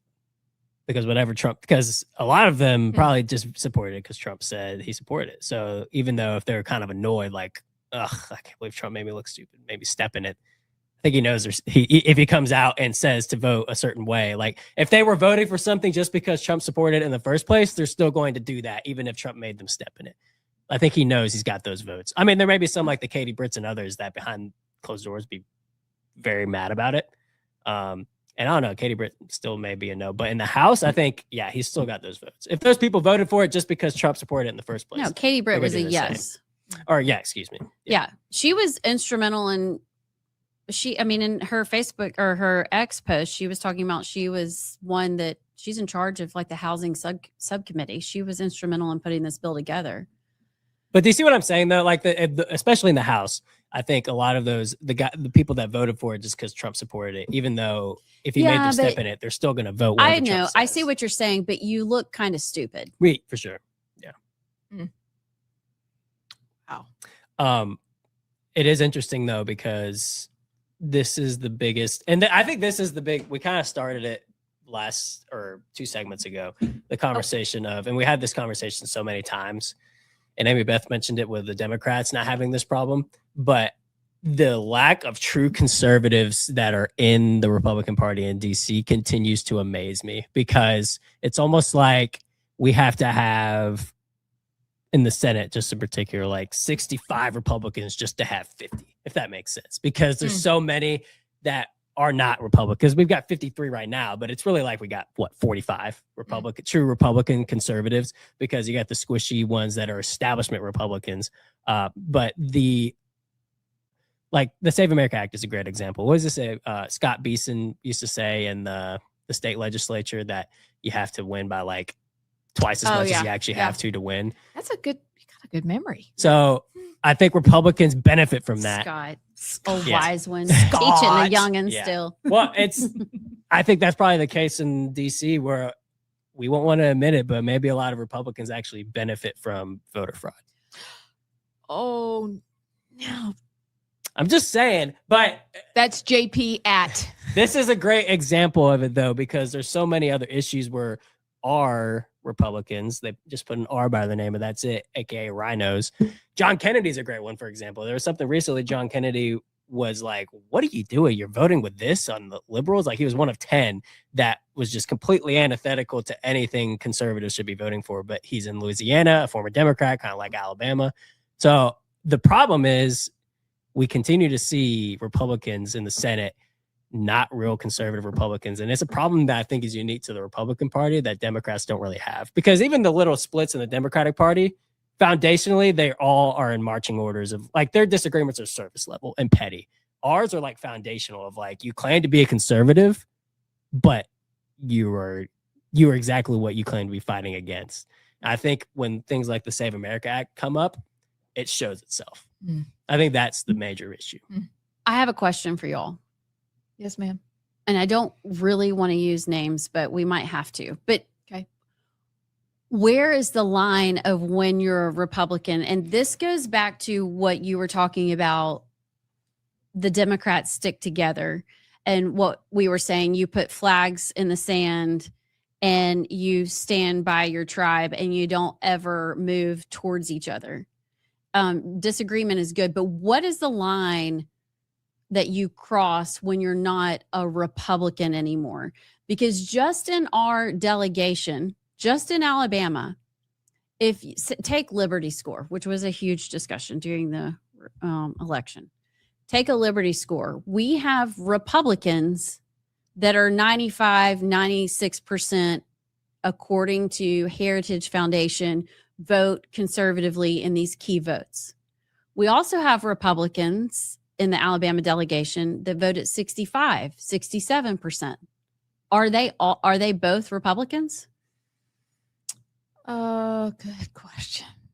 Because what I guess the question is, what is a Republican? I think that's it, because there, you look at Katie Britt, for example, who is fiscally not as conservative as I would like in a lot of ways. I mean, it's no secret that, I'm probably more in line with the Tuberville kind of Barrymore kind of crazy right. But Katie Britt, there are a lot of people in Alabama that love her, that do identify with her. And I still think she's great at a lot of the things she does. So it's not, she might not vote or, she might not be as strong in some issues and some stances and some policies that I would be, but does that make her not a Republican? And there are several legislators like that have been in DC for a long time. So I think we need to talk about where those lines are, because with Katie Britt, she's not going anywhere because the people of Alabama love her. There is a section of Alabama that are Republicans that love the way she legislates. Mm-hmm. So what do we do with that? Because we can dig our heels in the sand and say we all need to be like this, but we're not going to get anywhere. And so I look, and when you say, you know, there's so many squishy rhinos, I just am curious what that line is. I don't have it in my head either. Yeah. What do you think? I've got my line. What is your line? Shoot. Hi. So loud. Welcome back. I know that was really loud. Put the dulcet tones back on. Okay. It's Monday. Are we fuzzy again? I don't know. Can you make this sound fuzzy? Let me look. My hair, I'm getting it. I'm going to see Desiree at 12:30 so that I don't look like hot garbage. Hi, I'm Amy Beth. She's Allison. He's JP. We are the right side. Help! But our girls are in the same hair place, so it's kind of fun. Maybe one day we can be there at the same time. It'll never happen. It won't happen. But you know what? Just as soon as we say that, it's going to happen. We can make it happen. All right. So, JP, I think I just dropped my glasses. What are we doing, producer man? Well, we've got I'm trying to think what I think it's the Muslim I'm trying to think of other montage topics we haven't discussed. Joe Biden uncertain, okay, going off the stage. How about we tee off on that for one moment? What else? It's so commonplace. What else is there to say? There's not much else to say. It's just he funny. has problems. I said moment. That was exactly right. Oh, well, we can talk about. I mean, do you really think there? No, but I mean, do you think are we just having trouble with our balance, or are we? No, he's got the dementia, and they are in a cruel way putting that man on the stage. Like, can you? I still think his wife is I see you, not Dr. Joe Biden, putting your husband on stage like that. That's all I got. It's a moment. That is just a moment. Well, we haven't discussed the What? Sorry, I don't know. It's not even funny. I think the coffee's hitting. We haven't discussed all the checking off that people list. on Obamacare that don't have valid social security numbers that RFK and Dr. Oz dropped a bomb on. How about that? Don't have valid. I thought they didn't have any. Here, I'll play the first 30 seconds to a minute of RFK explaining it in this video. Hi, I'm Robert F. Kennedy Jr., your HHS Secretary. I'm joined today by my good friend and anti-fraud warrior, CMS Administrator, Dr. Mehmet Oz. Healthcare fraud and corruption affect millions of Americans, and maybe even you. The Obamacare marketplace is plagued by fraud, in large part because the Biden administration dismantled basic program integrity guardrails, while partisan lawfare blocked common sense efforts to protect taxpayers. Today, Dr. Oz and I are exposing one of the latest examples of fraud that we've uncovered. More than 1 million people enrolled in Obamacare without Social Security numbers on file. So just nothing. Okay. But we can't have voter ID. That would be racist. No. We'll give you money, though. So they steal our money. They paid to enroll unsuspecting people and then collected money. So they sold plans that were never used and then collected the money that was never used. Is that the basics of it? Am I correct? I think so. Sounds about right. I was listening to them a little bit further in the clip, and I'm thinking that's brave. But hey, that's what people do when, here's back to that A word, no one's held accountable. Zero consequences. None. Okay. But if you like your doctor, you can keep them. I don't know why that's funny either. Because It's it true. is. I mean, how many times do we hear that? And then that's not even true. If you like your doctor, hey, you can keep them. If you like your doctor, That's we're gonna good. make anybody It's not change the even true. doctors. It's good. You can keep your doctor. Can we talk about this Pete Buttigieg? Oh yeah, sir. Because I don't. You didn't say his name right. Remember what our Buttigieg? booty gig? That's what our friend SB calls him. Buttigieg. Booty gig. So call it correctly. Pete Booty gig. Pete chest feeder. Then you throw the booty gig in there, and it's just too much. Pete chest feeding booty gig. Well, this has an Alabama connection too. Yeah. Okay. That's what I'm curious. So he was in Alabama. Is this when he came and saw Woodfin a few weeks ago, or was he here last week? The caller said that he had spoken to a woman who claimed to have met me at a conference several years ago in Alabama, where she said I told her that I had committed unspeakable violent crimes, and the caller believes my children were still at risk. So this, the claim took place years ago. But she's just now calling I guess. to tell. Buttigieg said he had never been to the town where the meeting allegedly occurred. So somewhere in Alabama when he was here, I think it was for something like a Woodfin or whatever, something like that. But that's the Alabama connection. So they took his Child Protective Services, took his kids away for 24 hours and then gave him back and said there was nothing. I'd like for him to just keep him, honestly. That I don't disagree with you. it doesn't normally end well for the children in these situations. No. That was the thing that I wondered about is we lived in Florida, so we know that false claims happen and they can happen more often than we care to admit. It's interesting that his kids were given back in a 24-hour period because he's a former, official. But what was the actual claim about? Because I also saw online that maybe there was something behind whatever was alleged. I have no idea. But I'm more concerned about you can just file a fraudulent claim if it was fraudulent. And then, oh, sorry, we're so sorry. How does the government have that much right at all anyway? To just come in and we've heard a claim. We're the ones who are going to take your children. The government. We're taking them, but we'll be right back. Calm down. That is very alarming because if it were to happen to you or I don't think that it would be, we'd get our beautiful babies back in 24 hours. Yeah, I'm proud of you for being so fair and balanced right there. I wasn't going to go that way. Go. Normally I do, but I don't know. I think if you're making a child breastfeed on a hairy chest, you probably need to have Child Protective Services come get your kids. But that's just me. But no, you're right. I mean, Abs, and we've had Terry LaPointe on who has talked about this issue. Once you're in the system, it's why all that's happening in our schools in Alabama, all these mental health coordinators, all these counseling sessions for kindergartners. It's how's life at home? How's your relationship with your parents? Do you feel heard? Do you feel seen? No, I got grounded yesterday and I had to go to my room. What? And your parents didn't feed you for an hour? And you didn't have access to electronics for an hour?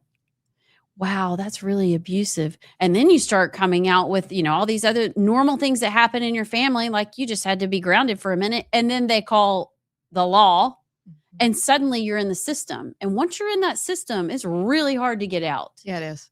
Really hard. And really bad things happen. So you're right, Abs. We won't pass judgment. We won't assume that these allegations are true because there are so many things out there that happen that aren't true. And you can just lob these allegations and get your kids taken. However, I would venture to say those kids are probably not in the healthiest environment. Not at all.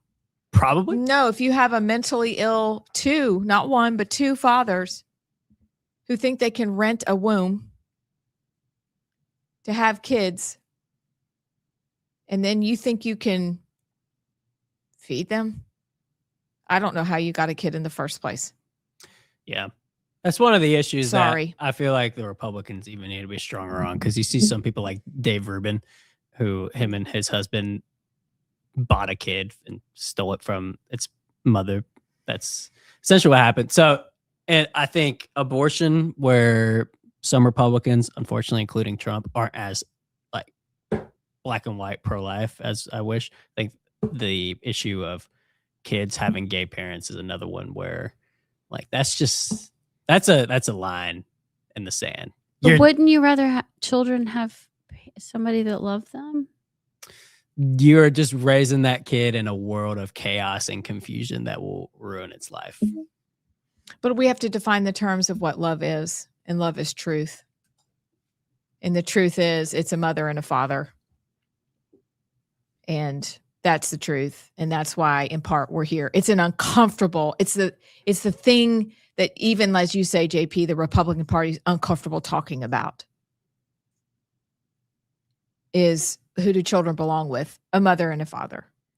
And you would love for them to be loved, but too many of them are renting wombs, or adoption agencies are frivolously giving away these little babies to people who should not have them.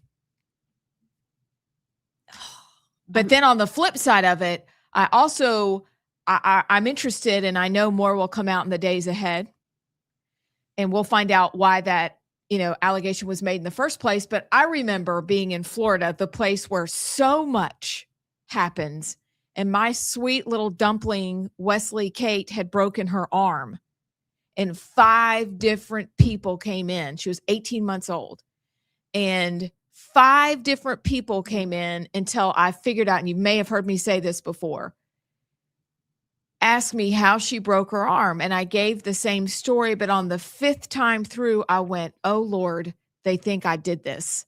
I'm in Florida. And then I pulled out the only card I could. Hey, my husband's a fellow here at the hospital. And you know what happened? In 30 seconds, somebody was in putting a cast on her arm. Yeah. So I feel for the people, A, I would never, but B, for the people who can't have any help, or they don't know anybody. And that doesn't mean people on the inside don't also hurt their children, but it's a terrifying position. So I think another discussion on CPS or DHR needs to happen as well in the future, because that's just kind of this organization that has tentacles that reach into all aspects of our lives. Oh, plus the mental health counselors in schools. That we've given the government so much leverage in our lives. Why? This is another example of something that we've got to get back right. This is out of control. But I still don't think Pete Buttigieg and his partner should have the kids at all. Look, anybody that will lie about riding a bicycle, I don't trust. That's a good point. Wait. Do you not remember him saying he rode a bicycle to work? No. And then there was video of Buttigieg on a bicycle. And then they played the whole clip, and it was him parking and getting the bicycle out of the back of his car that he had parked in the parking lot, and then getting on his bicycle and looking like he was riding 200 yards to work. That's funny. It's like I tell my kids, if you'll lie about the small things, it's a slippery slope. You'll lie about the big things. Well, liar. Kind of, I guess, on the same thread. Do you want to plunge into fatherlessness for the last 10, 15 minutes of the show? Yes, we can. Everyone, this was supposed to be last Thursday, but we've been having so many good discussions, it's hard to get to this. And this is just dipping our toes into the water of what this is, because ultimately we're all paying the price. This isn't a skin color issue, lest anyone think that it is. Nothing should be a skin color issue. God doesn't see skin color. Why do we see skin color? I don't know. I just still don't understand that. You're either in Christ or you're not. It's either right or it's wrong. It's either just or it's unjust. It's really simple. We've made it really complicated. But when it comes to the fatherless issue, this is the stat that shocked me, and I want your... Wait. Yes. Oh, are you going to play music? I mean, we're doing a Monday plunge. Oh.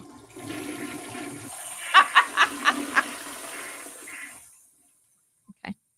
And we got the fatherlessness clip, too. Oh, what is JP, that? You're so... Oh, I forgot. Yeah. You're so Did this prepared. happen while I was gone? What's the fatherlessness clip? Well, We're all going to watch it together. Yeah, we haven't watched it yet. Oh, We're supposed to play it on Thursday, but okay. Here it is. Of all of the juveniles in the juvenile system come from fatherless homes. When you look at homelessness, right, we're talking about 60-70% of all homeless teens come from fatherless homes. About 80% of men who rape out of anger come from fatherless homes, right? And so the more that we invest in fathers, the cheaper it is for us to deal with a lot of these social pathologies and issues. What happens psycho-emotionally to a young man who's raised in a home with a single mother and how that can actually undermine his interest in marriage in the future.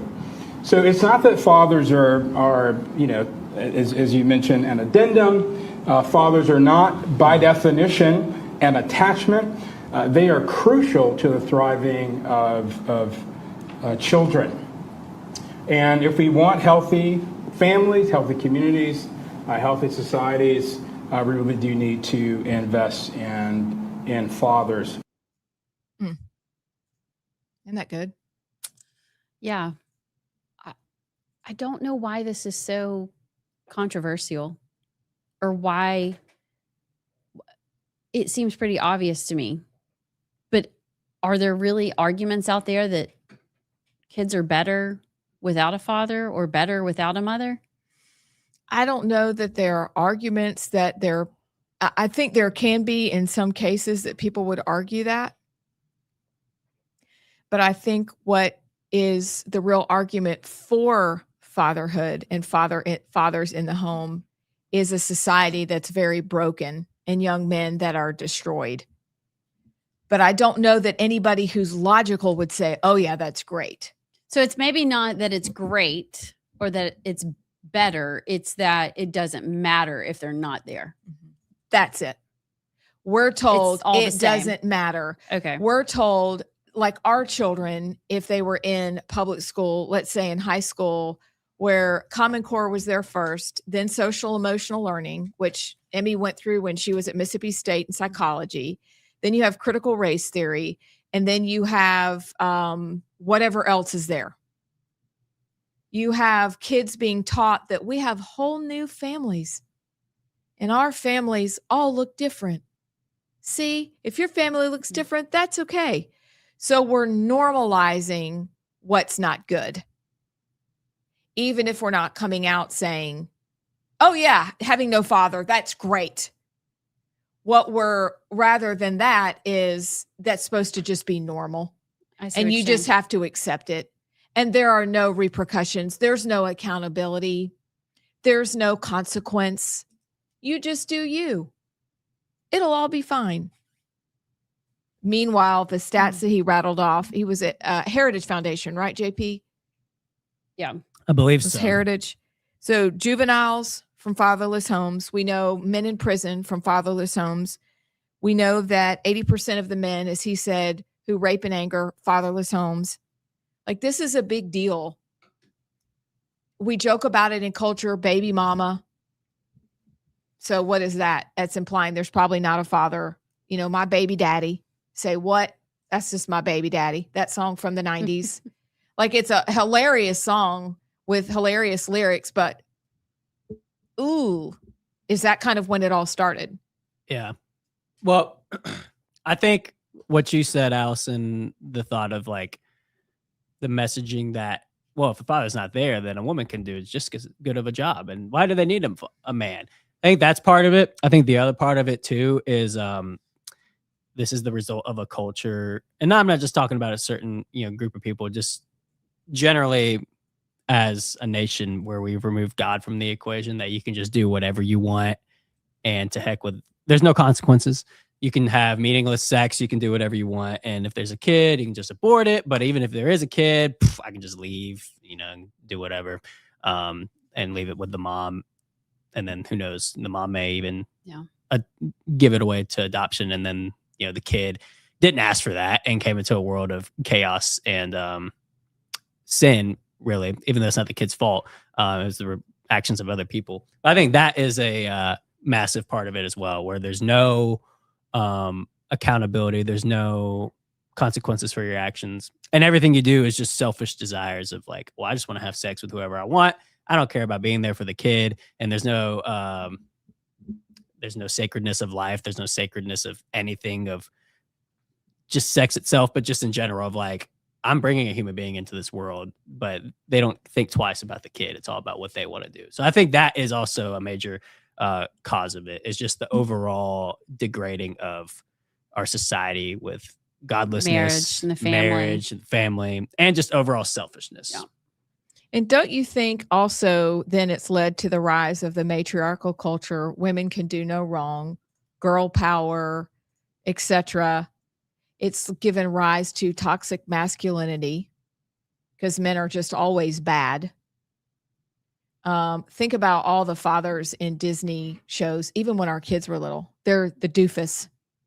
In the commercials, they're the doofus. And yet we know that it is absolutely destroying our society. And so I know that there are fatherhood movements out there that are great and they're growing. But what it also does is allow the government to move in. Thanks, LBJ, because that's where I think it all started, with rewarding people for not having a man in the home. They chased out fathers. And so now what's moved in is the government is moving in and making decisions that fathers should make. And we've almost replaced him. And now anybody who wants to be a strong man is seen as bad, when actually that's not the case at all. So it's just interesting and troubling. Yeah. I do think about like my mom, who was a single mom, not by choice. My parents were high school sweethearts. They got married and then they got divorced when I was 3.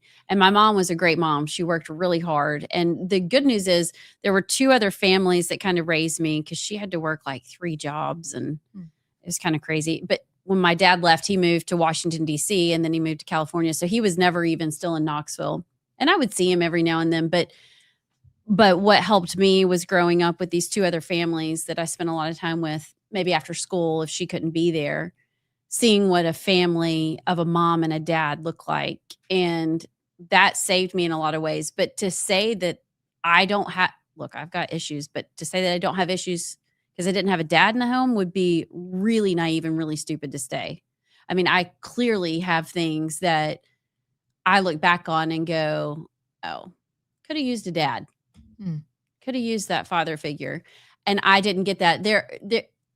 But there are so many families, whether it's through death or divorce or whatever it is, that you can't control that. And I get that.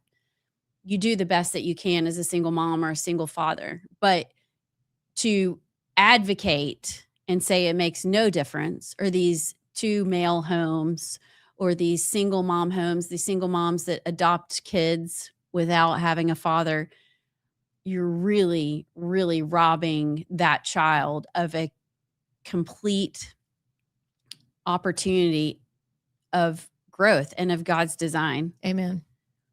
And I don't know if as a society we should be encouraging that. In fact, I don't think we should at all. And it's really hard to see God as your father if you don't have a great father image. Yeah. And that's everything. Yeah. I mean, that's the foundation, is God as father. And so if you had a cruel father or an absent father or whatever, it's hard to understand until you get into the word and the Lord transforms your heart, because that's ultimately who he is to us if we are in him. But it is wrecking our culture. And you could rattle off statistics like he did at the beginning, but we know. And so then the pivot is, what can we do then to encourage fatherhood? How can we change the way things are going? And it feels like an insurmountable task. It's always been around. This has always been a thing. But it's very pronounced because in our culture, it's rewarded. And so how do we change that? Because as you've probably noticed on our show, we'll talk about something, but we also want to figure out how to have solutions. How do you change that? Well, that's probably part 2. How do you, I have to one think of, about it. we got to think about it, but one of the things that we can do is encourage people to do 3 things really simply. And that's like, just graduate from high school, then get married, and then have a baby after you get married. Like those simple things right there. And then also continue. And there are many ways that we can contribute to the discussion. And we'll ask y'all, what are ways that we can encourage fatherhood? It's also probably not saying wait till you're 35 before you get married. Like young marriage is a good thing. We got married young. That's a good thing. In not encouraging men to go out and play the field and women to play the field, and women, you can just handle this by yourself. Like there's a whole shift in our thinking. Men are hungry for this information. They're going back to church in droves based on stats. But what do you all think that we can do about something that will ultimately be the death of us? What was the name of the program that Senator Arthur Orr was pushing for to have in public schools with the, I can't remember the name of it, the success plan or something of graduating high school, going to college, getting married, having kids. Like it was supposed to be taught. He was fighting to make it law. It may have passed actually in public schools to teach like that step-by-step plan. I think that's one good way to start with it. We actually have a comment of on YouTube says, remove welfare. If women don't have a way to raise a child without a husband, maybe more people will get married. Oh, now you're meddling. Yeah, that's good. It's based. That is a whole other discussion. I think, the heritage, what was his name? Do we know who that was speaking? I think that could have been Jason. I forget his last name. I'll go back and look. But the reality is, I think people want to make this a black-white or a black issue. This isn't a black issue. This is in America. This is a global issue right now. So don't hear this from a racial lens at all. I mean, these numbers are staggering across non-Christian homes, Christian homes. Something is happening in our culture that needs to be remedied very quickly. Because you look at, let's look at the fall of the Roman Empire, which apparently JP and all of his friends think about it, every day? It varies. It's when it fell, when it started looking like what America looks like right now. There was no Christianity. It was all debauchery, and everybody was transing, and everybody was gay. And it fell into a really, really dark place. And that is when the Roman Empire fell.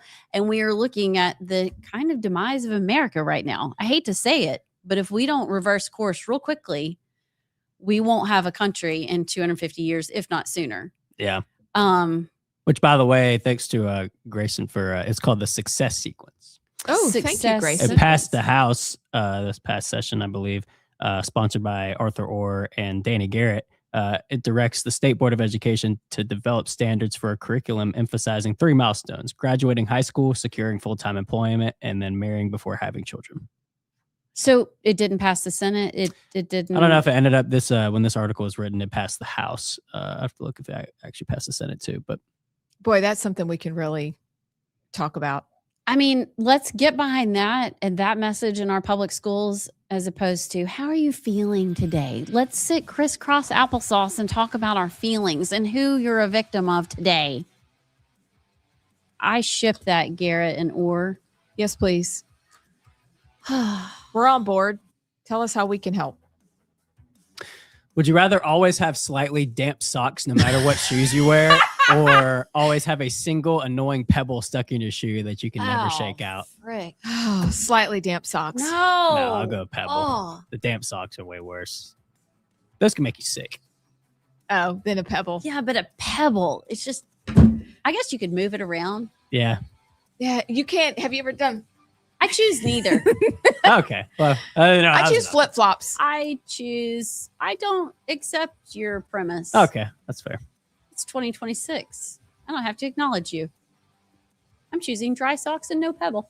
Well, good for you. You rebel. Yeah. Good for you. Okay, y'all. Tomorrow we have Congressman Gary Palmer. We've got more mayhem and fun. So y'all have a great night. Make good choices and stay on the right side.